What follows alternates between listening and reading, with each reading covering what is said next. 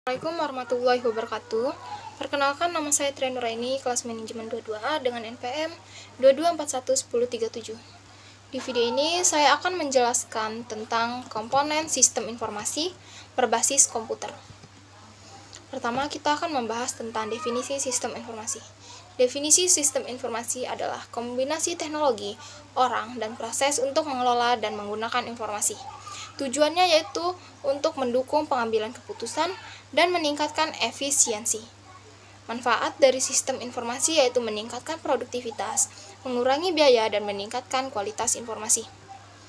Adapun komponen sistem informasi yaitu hardware, software, dan brainware dan prosedur. Hardware yaitu perangkat keras fisik seperti komputer dan perangkat periferal. Software yaitu perangkat lunak yang menjalankan sistem seperti sistem operasi dan aplikasi. Sementara brainware dan prosedur yaitu pengguna dan instruksi yang mengatur sistem. Pertama, kita membahas tentang software. Software ya ada database, aplikasi, dan sistem operasi. Database yaitu sistem manajemen berbasis data untuk menyimpan informasi, sementara aplikasi program yang digunakan untuk menjalankan tugas tertentu. Sementara sistem operasi yaitu menjalankan dan mengelola perangkat keras dan perangkat lunak.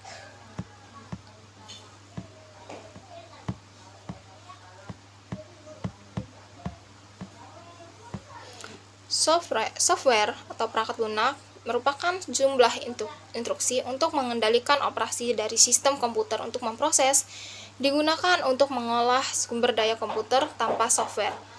Hardware komputer tidak dapat menjalankan tugasnya. Fungsi dari software yaitu, pertama, kita dapat mengelola sumber daya komputer.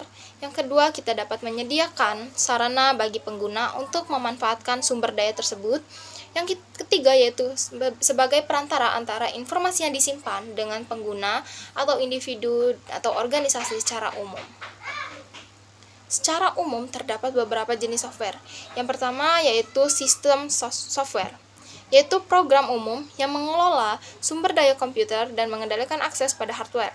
Sistem software seringkali diidentifikasikan dengan operasi sistem seperti MS-DOS, Windows, Unix, atau Linux, dan sebagainya. Yang kedua ada application software, yaitu berkaitan dengan pencapaian tugas dari pemakai komputer. Software-software yang secara umum dikenal misalnya untuk pengolahan data seperti Microsoft Word, Excel, dan lain-lain.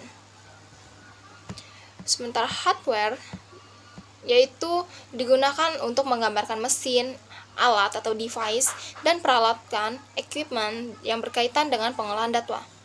Hardware digunakan untuk menunjukkan fungsi penyiapan data, input data, perhitungan, dan penyimpanan menampilkan keluaran atau output. Hardware dalam konteks sistem informasi seringkali diidentikan dengan komputer.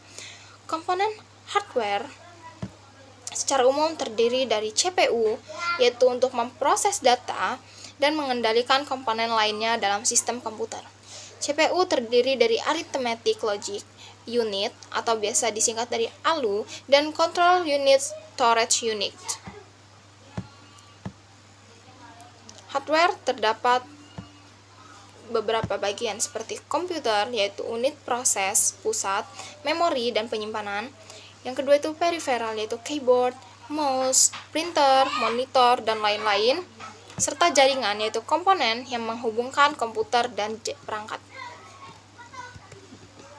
Selanjutnya ada brainware. Brainware ini ada pengguna, yaitu individu yang berinteraksi dengan sistem informasi. Analisis sistem yaitu merancang, mengembangkan, dan memelihara sistem. Yang ketiga itu ada manajer, mengelola dan mengawasi sistem informasi.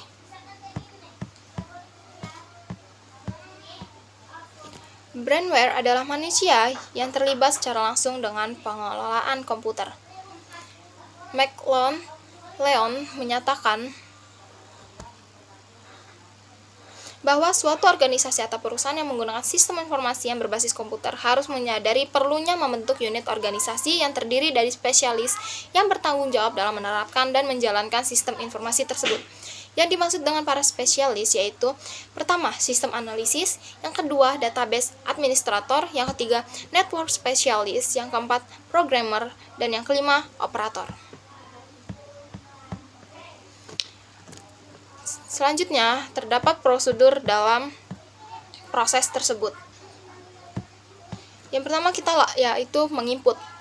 Artinya, kita melakukan pengumpulan data dari berbagai sumber, lalu kita memprosesnya dengan pengolahan data dan menghasilkan informasi. Selanjutnya kita output, yaitu kita menyampaikan informasi yang kita dapatkan kepada para pengguna. Setelah kita melakukan semua hal, kita mendapatkan feedback atau evaluasi dan perbaikan sistem dari pengguna tersebut. Baik, cukup sekian yang dapat saya sampaikan. Saya akhiri. Wassalamualaikum warahmatullahi wabarakatuh.